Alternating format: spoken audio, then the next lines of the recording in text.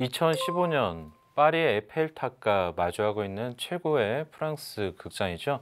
샤이오 극장에 우리나라 종묘제례악이 대대적으로 공연에 오릅니다.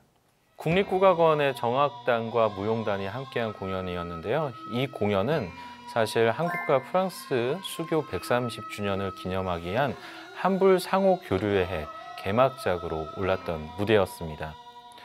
우리에게 예술의 나라로 잘 알려져 있는 프랑스와의 문화수교가 2년 동안 진행되는 가운데 그 신호탄과도 같은 공연이었는데요.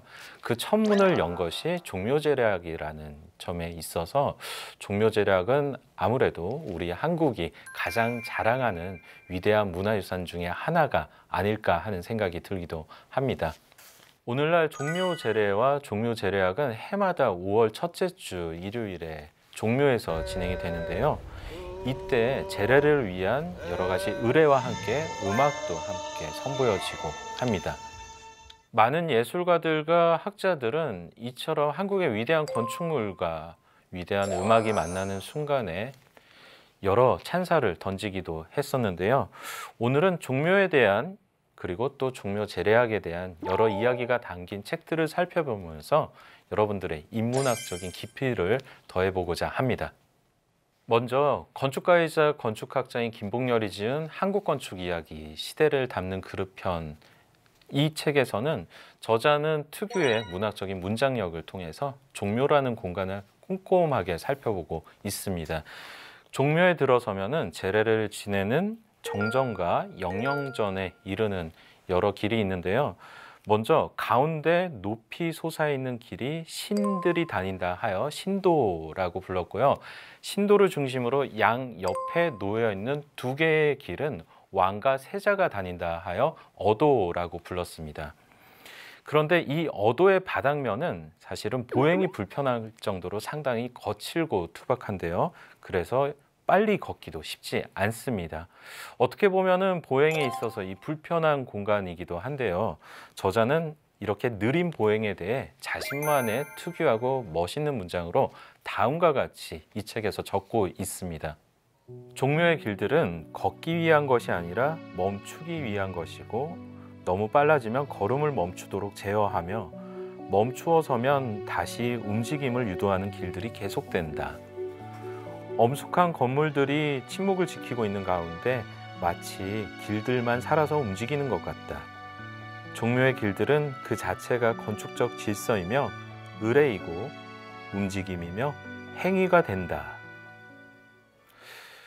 네, 앞서 말씀드렸던 한국건축 이야기 시대를 담는 그릇편에 나와 있는 종묘의 어도와 신도에 대한 묘사였습니다.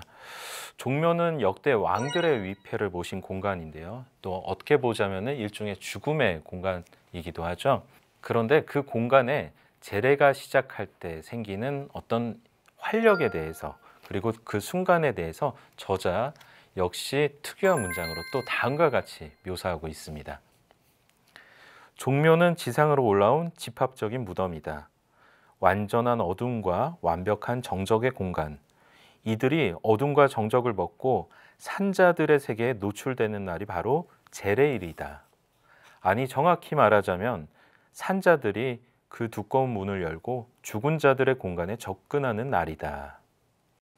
이처럼 김봉렬은 종묘라는 공간이 주는 영감을 시처럼 풀어내고 있다면 미술사학자인 유홍주는 종묘를 방문했던 예술가들의 여러 감상과 후기를 한데 모아놓고 있습니다. 나의 문화유산 답사기 서울편인데요. 그 책 안에는 종묘예찬이라는 장이 나오고 있고요. 그 안에는 김원이나 승효상 같은 건축가들은 물론이고 또 구겐하임 미술관을 지은 건축가로 유명한 프랑크 게리의 느낌도 담겨 있습니다. 또 종묘제례와 제례악을 설명하는 대목에서는 작곡가 이건용의 후기와 느낌도 만나볼 수 있는데요. 서양 음악처럼 작곡가도 개성도 뚜렷한 메시지도 대조와 반복도 선후 관계도 화성도 긴장과 이완도 없다. 그저 밋밋할 뿐이다 라고 작곡가 이건용은 말하고 있지만 바로 이러한 점 때문에 종묘제례악이 좋다라면서 저자인 유홍준의 입을 통해서 종묘제례악의 매력과 미학을 선포하고 있습니다. 종묘는 공간이기 때문에 또 그 안에서 연주되는 종묘제례악은 음악이기 때문에 직접 그 공간에 가봐야 된다. 또 그 음악을 직접 들어봐야 된다라고 생각하는 분들이 참 많을 텐데요. 어떻게 보면은 이러한 여러 책들을 통해서 종묘의 매력을 한번 읽어보시는 것도 좋은 방법이라는 생각이 듭니다. 이 외에도 종묘의 이야기를 담은 여러 가지 책들이 있습니다. 문화재청이 엮은 조선의 궁궐과 종묘, 이 책은 일종의 사진첩이라 할 수 있겠는데요. 긴 장방형의 책자를 통해서 넓게 펼쳐진 종묘의 건축물을 뚜렷한 사진으로 만나볼 수 있다는 이점이 있고요. 이항우가 지은 종묘로 떠나는 힐링 여행, 이 책은 저자가 이야기하는 듯한 구어체의 문장을 통해서 종묘라는 공간이 우리에게 한결 더 가까이 다가오는 독서법을 유도하고 있습니다. 그리고 어린이 책을 주로 집필하는 윤여림이 지은 종묘 신과 인간이 만나는 곳, 이 책에서는 김세연이 그린 동화 같은 여러 이미지들과 함께 어린이들에게 종묘에 대해서 소개할 때 참 많이 추천하는 책이기도 합니다. 흔히 글로 사랑을 배웠다, 글로 요리를 배웠다, 이러한 농담들이 있곤 하는데요. 사실 글은 새로운 문화를 접하게 하는 지름길이자 또 다양한 문화를 접하는 길이기도 합니다.